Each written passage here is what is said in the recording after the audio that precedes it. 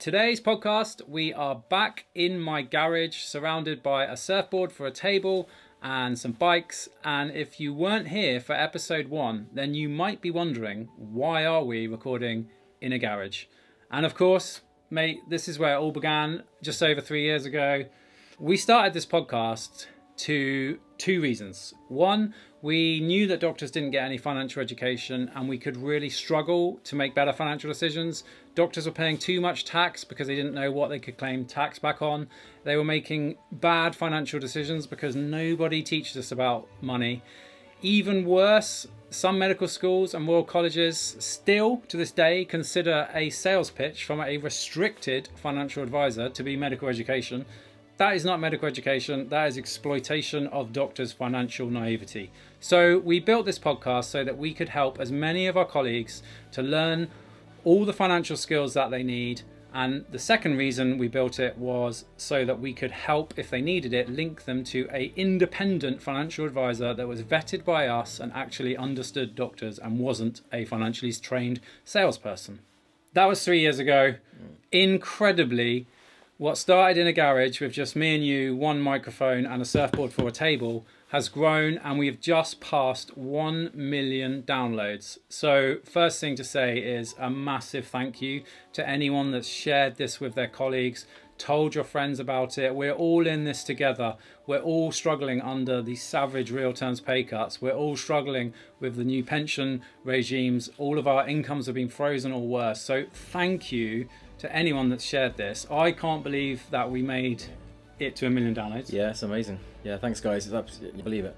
And as a kind of way to say thank you, we've put our jackets back on. It's absolutely freezing in here. We have got a surfboard for a table. Nice little, this is my son's surfboard actually. Nice little foamy, soft top. Nice. Bit sandy, bit wet. What is a sun surfboard compared to a normal sunboard? It's my son's. Oh, your son's. Oh, sorry, I thought you meant as in the sun is in the actual sun. If he comes back and sees me doing this with it, we're going to be in trouble. So we better get going. Okay, yeah, that's it. What we thought today is we would just run through, apart from saying thank you, run through some of our favourite episodes that we think have made the most impact. And hopefully, if you're thinking about sharing our podcast, but you've never shared it, then you could share that episode with someone. If you've never left us a review, reviews help other doctors to find us. So just take 1 moment of your time to leave reviews, and hopefully we can keep going for another 1 million downloads. In the first month, we had 12 downloads, which was quite a lot. Yeah, that's but good. We never thought this would happen. So thank you so much. Let's get in to our favourite episodes. I think the reason I chose the episodes, so I've chosen episode 96, which aired on May the 24th, 2022, and it was called 4 Things to Do Before the Big 4-0. I think we were quite nervous on the podcast. We'd never done a podcast before. For about the first 96 episodes, we were really nervous. This was the one where we started to talk a bit more freely about our own finances. And the reason I chose this is because this was when people started stopping me in hospital or when I was out and about and saying, oh my goodness, I listened to your things to do before 40 and I did this and it changed this for me. And that was really amazing for us. Yeah, sure, 1 million downloads is really cool, but the most rewarding thing for both of us is to hear how it helps you to improve your finances. That's why we did it. So we talked about 4 things to do. They were get a will in case you die, get some income protection in case you get ill, because 40 is pretty old and you need to get that sorted. You need to think about retirement and something called a lifetime ISA, which was the one thing that everyone just mentioned to me. I'm going to go for the lifetime ISA. Yeah, everyone's obsessed with it. And in some ways that's great because we've brought something to you that you don't know about, which is awesome. The light's just gone off in the garage.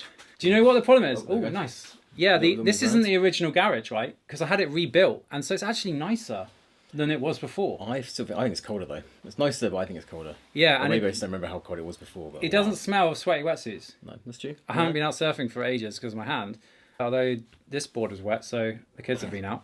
I digress. Yeah, lifetime ISAs, basically you can save up to £4,000 a year and the government will top that up with £1,000 for free, essentially. Yeah, 25% for free. So if you put in the maximum 4,000, they put in 25% or £1,000 to top it up. Which, that is cool, okay? But that's not the only thing you need to do before you turn 40. I guess that's the one with the hardest deadlines. I literally have people come up to me and being like, is it a scam? Is it real? No, it is real. It's called a lifetime ISA. You should look at it, but I don't think it should take precedence over the other things that we mentioned in that podcast, which was about income protection, okay? If you get ill and you can't work, how are you going to pay your bills? And this is somewhere where we see people have just been subjected to restricted financial advisors here, and they find an independent advisor, Medics Money, then they send us a message to say, oh my goodness, you saved me so much money. Why did my medical school recommend that financial advisor to me? I don't know medical schools. Why did you? But it could be because they get paid. Maybe. Could well be. Allegedly. Yeah. The other thing we talked about was wills. Okay, you need a will. And the final thing that we talked about was getting a long-term plan. Okay, so I think we badged it as retirement, but it was more like, if you manage your money correctly, what can that bring you long-term? And that's probably the most important part of the podcast, from my unbiased opinion. But no one mentioned that to me. So have a little look at that. I think you've chosen an episode as well. Yeah, I have indeed. Just quickly go back to the lifetime ISA bit, because as Tommy said, it's not the most important part of that podcast, but it's definitely the bit that gets the most attention.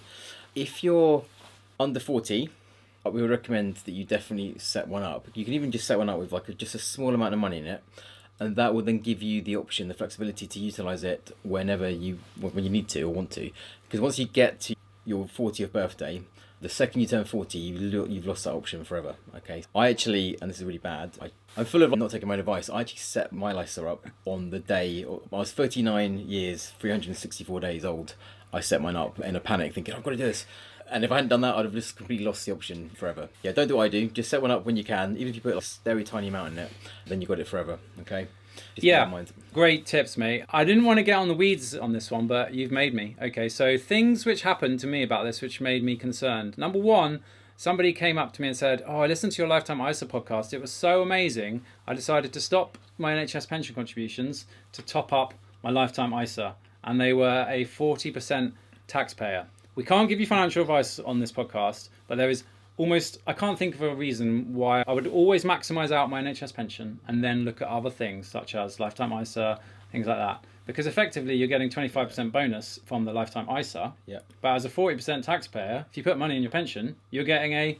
Yeah, 40%. Exactly, yeah, 40% bonus. It might be 45%. Exactly. It could even be 60% if you're stuck in that horrible band between 100,000 and 125, 140. Yeah. Got the numbers right. Look at that. I've learned something after 180 episodes of sitting next to you, mate.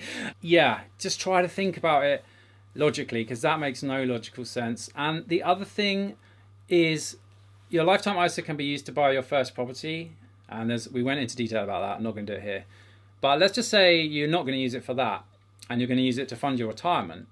In my opinion, not advice, it doesn't make much sense to hold that in cash, because cash is losing value every single day because of inflation. And yeah, interest rates right now are high, but if you look at a chart of cash versus stocks, we've got these charts on our YouTube and on our website.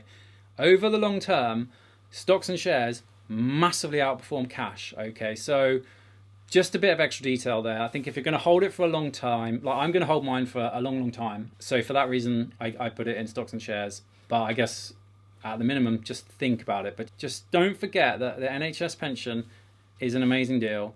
And yeah, you get like 25% bonus from your lifestyle. But every time you put money in your pension, you're getting a 20, 40 or 45% or even 60% bonus. We went in the weeds there. I was trying to keep it high level, and we love the details, and we know you love the details. Yeah, that's it. And it's important to mention how disorganised I am, to make sure that people aren't also disorganised. But onto my episodes. So there are a few that I really like. I personally quite like the ones that actually summarise like what's going on with the tax system, because the government is constantly tinkering, constantly changing things in their autumn statement, in their budgets, and even random times during the year they'll just suddenly announce things. So it can actually be really hard to keep on top of what's going on. And I actually find those podcasts quite helpful for myself to refresh what is going on. But the episode that I've chosen, a little bit of a theme there, but is 175, which I think aired in actually September of this year. And we entitled it, If You Don't Understand This Tax, You'll Pay Too Much. Because it's all about inheritance tax, which has been increasingly in the news recently because it's been labelled the most hated tax in the UK. Now, we're not going to go into the politics, and I will say that personally it's not my most hated tax, but there is something that I do... Wait, you can't drop that teaser. What is your most hated tax? Stamp duty land tax. Agreed. I find it really irritating that you buy a house and you pay stamp duty. It just makes no sense to me whatsoever, and it's from the 1300s or something like that. It's just like a ridiculous tax. That's my personal point of view. Stamp duty land tax is awful. Inheritance tax, whatever my view is on it, I do have one thing I do definitely hate about it, which is that the general consensus is that it's really people in the middle incomes that actually pay the thing. So quite rightly, the poorest people in society don't pay any inheritance tax. That's as it should be. But the richest people don't really seem to pay much inheritance tax either, because they legally find ways to avoid paying that tax. All legit. But if you don't know how to do that, if you don't know what you don't know, you could easily overpay inheritance tax, and your estate can end up with quite a large inheritance tax liability that your loved ones then have to pay. So it's worth knowing about it, because if your estate is over £325,000, which given property prices and so on, it could easily be, you might want to think about listening to that podcast and trying to work out what you can do, forward planning, to reduce the value of your estate and therefore the inheritance tax liabilities. So are you using your £3,000 annual exemption every year? Are you the other exemptions that you can get in terms of charities or certain gifts that you can give? And of course, one thing that a lot of people like doing at the richest elements is paying regular gifts to people to help pay expenses, because if that comes out of it's a regular expenditure out of normal income, then that can actually be a really tax efficient way of giving money to your loved ones, and there would not be any inheritance tax consequences. So it's worth knowing all about that.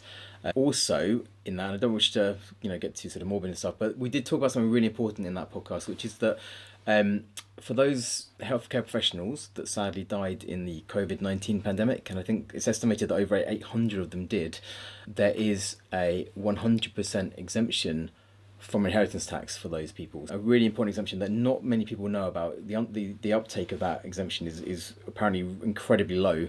People just don't know about it, but that could be a serious help to the loved ones of those people that sadly died in the pandemic. So really important to note, if you know of anyone that's affected, make sure that they're aware of that, because you've got 4 years to get the money back off HMRC if you have paid the inheritance tax. And of course, it links back to the previous podcast that we talked about getting a will.